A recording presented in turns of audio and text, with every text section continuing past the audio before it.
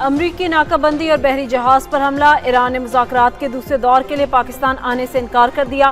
तर्जुमान ईरानी वज़ारत ख़ारजा इस्माइल बकाई ने कहा, मुज़ाकरात के लिए ईरानी वफ़द फ़िलहाल पाकिस्तान नहीं जा रहा। अमरीका ने साबित किया वो सिफारती अमल को आगे बढ़ाने में संजीदा नहीं। अमरीका अब भी गैर हकीकी मुतालबात पर इसरार कर रहा है। उसने जंगबंदी मुआहदे की खिलाफ वर्जी की। ईरान ने पाकिस्तानी सालिसकार को इस हवाले से बता दिया, अफज़ूदा यूरेनियम के ज़खायर की मुंतकली एजेंडे का हिस्सा नहीं। ईरान से जोहरी मवाद को बाहर मुंतकिल करना कभी मुज़ाकरात का हिस्सा नहीं रहा। अमरीका ने माजी से सबक नहीं सीखा। ऐसी रवैश कभी मुस्बत नताइज नहीं दे सकती। ईरान अपने मुफादात का तहफ़्फ़ुज़ जारी रखेगा। अमरीका ने दोबारा जारहियत की तो भरपूर जवाब देंगे। अगर अमरीका और इसराइली नई जारहियत शुरू करना चाहते हैं तो ईरानी मुसल्लह अफ़वाज तैयार हैं।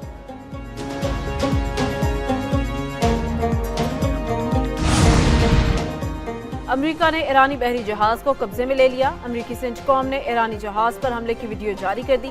सदर डोनाल्ड ट्रंप ने कहा, नाकाबंदी की खिलाफ वर्जी पर ईरानी जहाज पर कब्जा किया।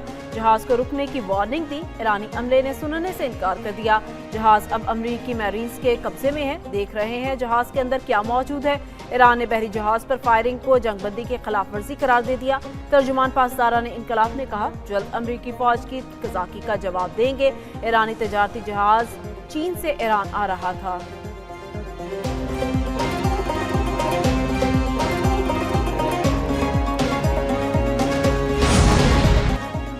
ईरान का बहरी जहाज कब्जे में लिए जाने पर चीन का इजहार तशवीश। चीनी वज़ारत ख़ारजा के तर्जुमान गोजी अकान ने ईरानी झंडे वाले कार्गो जहाज की अमरीकी तहवील को जबरी हिरासत करार दे दिया। कहा, ईरान अमरीका मुज़ाकरात नाजुक मरहले में है। उम्मीद है फरीकैन जंगबंदी मुआहदे की पासदारी के लिए जिम्मेदारी अंदाज अपनाएंगे। मुज़ाकरात की कामयाबी के लिए चीन तामीरी किरदार अदा करेगा।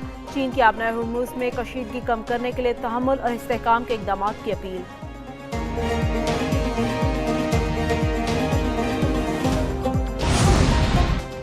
इस्लामाबाद में अमरीका ईरान मुज़ाकरात का दूसरा मुजव्वज़ा दौर। वज़ीर आज़म शहबाज शरीफ की ज़ेर सदारत आला सतह का मशावरती इजलास। नायब वज़ीर आज़म इसहाक़ डार और वज़ीर दाखिला मोहसिन नकवी समेत आला हुक्काम की शिरकत। ज़राए के मुताबिक इजलास में ईरान के मुज़ाकरात में शिरकत से इनकार के बाद पैदा सूरत हाल पर गौर किया गया। वज़ीर दाखिला ने अमरीकी और ईरानी सफ़ीरों से मुलाकातों पर वज़ीर आज़म को एतमाद में लिया। पाकिस्तान का ईरान अमरीका मुज़ाकरात के इनेकाद को यकीनी बनाने के अज़्म का इयादा। ईरान के मुज़ाकरात में शिरकत को यकीनी बनाने के लिए रवाबित जारी रखने पर भी इत्तफ़ाक़।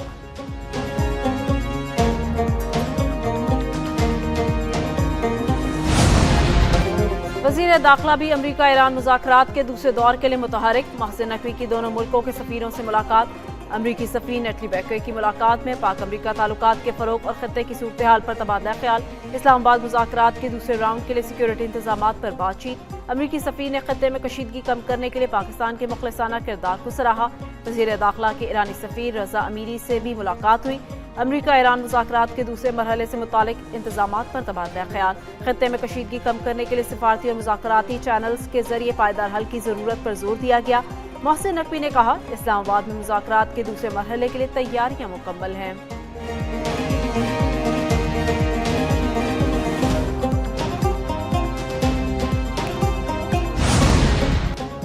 ईरान के साथ मुआहदे तक पहुंचने के करीब हैं। अमरीकी सदर डोनाल्ड ट्रंप ने कहा, ईरान ने आबनाए हुर्मुज़ में जंगबंदी की खिलाफ वर्जी की। फ्रांसीसी और बरतानवी जहाज़ों को गोलियों का निशाना बनाया। नाकाबंदी की वजह से ईरान का रोजाना $500 मिलियन का नुकसान हो रहा है। अमरीका को कोई नुकसान नहीं हो रहा। डील ना हुई तो वो काम करेंगे जो 47 साल में कोई ना कर सका। कोई नरमी नहीं होगी। बेहतर है ईरान घुटने टेक दे। ईरान को अच्छे मुआहदे की पेशकश कर रहे हैं। उम्मीद है कबूल कर लेगा। अगर ऐसा ना हुआ तो ईरान में हर पावर प्लांट और हर पुल को तबाह कर देंगे।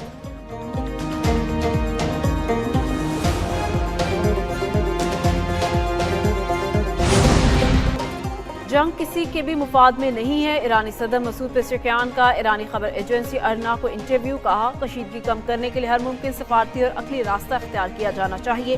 दुश्मन के साथ मुज़ाकरात में चौकस रहना बहुत ज़रूरी है।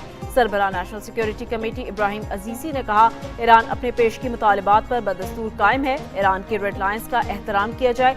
तमाम फैसले कौमी मुफाद और सिक्योरिटी के असूलों के तहत किए जाते हैं।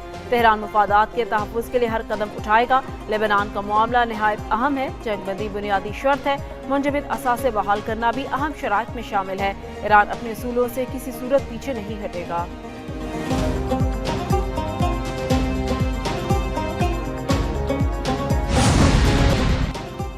بڑھتی کشیدگی اور آب ہرمز کی بندش، عالمی منڈی میں خام تیل کی قیمتیں پھر بڑھ گئیں۔ برطانوی خام تیل کی قیمت میں 4.5% اضافہ، برنٹ خام تیل کی قیمت بڑھ کر $94 فی بیرل ہو گئی۔ امریکی WTI خام تیل 4.5% اضافے سے $88 فی بیرل فروخت۔ پاکستان اسٹاک ایکسچینج میں مندی کا رجحان رہا، 100 انڈیکس میں 1742 پوائنٹس کی کمی، مارکیٹ 1,72,196 پر بند ہوئی۔ سونے کی قیمت میں 3900 روپے فی تولہ کمی، فی تولہ سونا 5,01,162 روپے پر آ گیا۔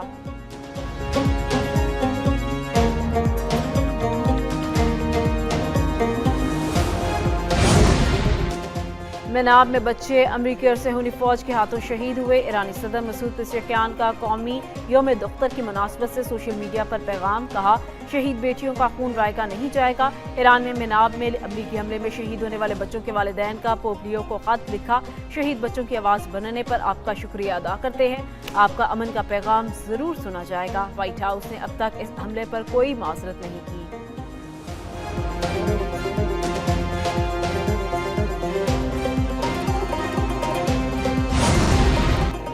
ایران میں 2 افراد کو اسرائیلی خفیہ ایجنسی موساد کے لیے جاسوسی کے الزام میں سزائے موت دے دی گئی۔ نیوز آؤٹ لیٹ میزان کے مطابق 2 افراد پر ملک کے اندر حملوں کی منصوبہ بندی کا الزام تھا۔ ملزمان کی شناخت محمد معصوم شاہی اور حامد ولیدی کے ناموں سے ہوئی۔ رپورٹس کے مطابق جاسوسوں کو عراق کے کردستان علاقے میں تربیت دی گئی تھی۔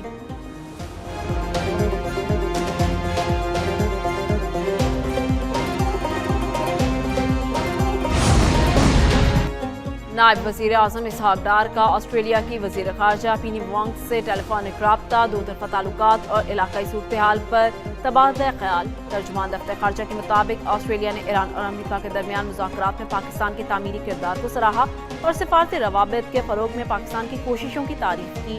اسحاق ڈار نے آسٹریلوی وزیر خارجہ کو اسلام آباد میں جاری سفارتی سرگرمیوں اور مذاکراتی عمل سے بھی آگاہ کیا۔ دونوں رہنماؤں کا تنازعات کے پرامن حل اور سفارتی رابطے جاری رکھنے پر اتفاق۔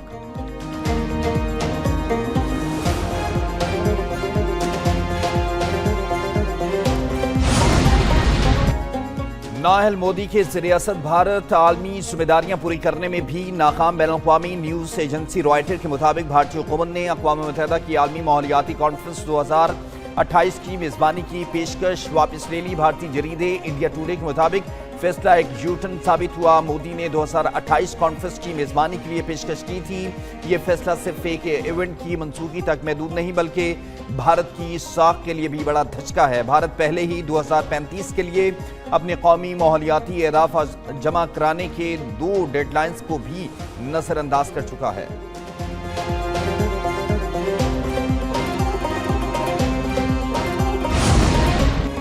گلگت بلتستان کے عام انتخابات کے لیے نون لیگ کے پارلیمانی بورڈ اجلاس۔ ذرائع کے مطابق مسلم لیگ نون کے صدر نواز شریف نے اجلاس کی صدارت کی۔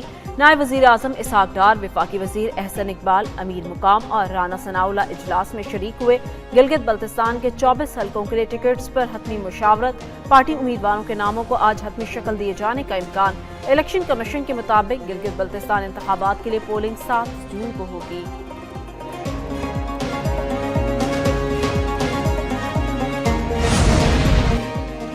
وزیر اعلیٰ پنجاب مریم نواز کا بنجر زمینوں کو معاشی زونز میں بدلنے کا انقلابی منصوبہ۔ پنجاب میں فارمنگ کے بڑے منصوبوں پر تیزی سے کام جاری ہے۔ سرغودا میں 118 تالاب مکمل، انفراسٹرکچر 90% تک تیار۔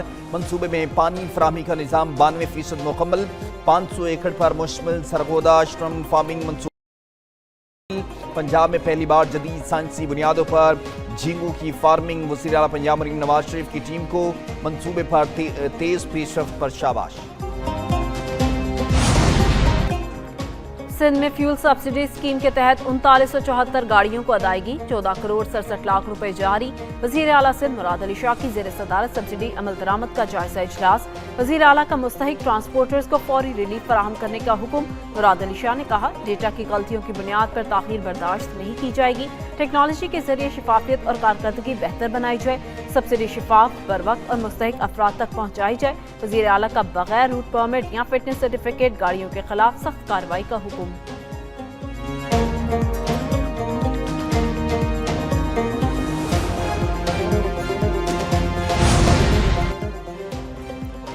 سندھ میں گندم کی فروخت کی حد ختم کر دی گئی۔ وزیر اعلیٰ سندھ مراد علی شاہ کی زیر صدارت گندم کی خریداری کا جائزہ اجلاس۔ وزیر اعلیٰ نے کہا کہ فی ایکڑ 5 بوری کی شرط ختم کرنے سے ہاریوں کو بڑا ریلیف ملے گا۔ چھوٹے آبادگار اب بغیر کسی پابندی کے گندم فروخت کر سکیں گے۔ وزیر اعلیٰ نے گندم خریداری مہم تیز کرنے کی ہدایت دی۔ آبادگاروں کو فوری ادائیگیاں یقینی بنانے کی بھی ہدایت۔ وزیر خوراک محبوب الزمان نے بتایا کہ سندھ حکومت کا ہدف 10 لاکھ میٹرک ٹن گندم حاصل کرنا ہے۔